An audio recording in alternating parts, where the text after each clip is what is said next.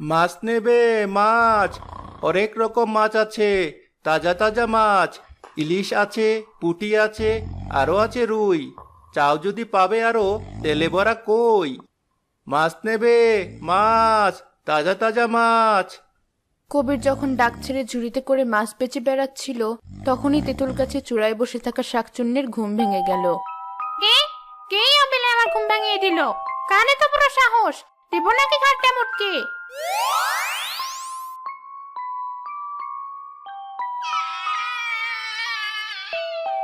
এই তো দেখছি মাছ, কি সুগন্ধ ছড়াচ্ছি। সকাল সকাল মাছ খাবো।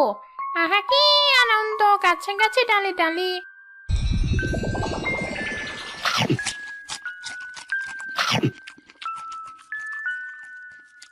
কি স্বাদ! মাছ তো নয়, যেন নলেন গুড়ের সন্দেশ। যাই, আবার কিছুক্ষণ ঘুমিয়ে নি।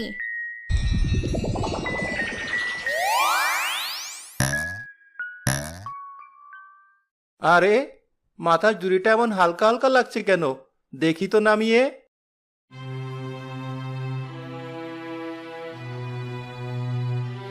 হাই হাই, মাছ গেল কোথায়?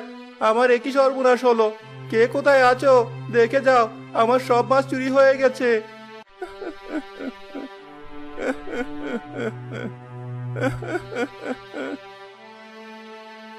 একে কবির ভাই, এখানে বসে কাঁদছো কেন? একটু আগেই তো দেখলাম তুমি মাছ বেচে বেড়াচ্ছ। আর বলো না ভাই, আমার সব মাছ চুরি হয়ে গেছে। আমার কি সর্বনাশ হলো। সে কি কথা?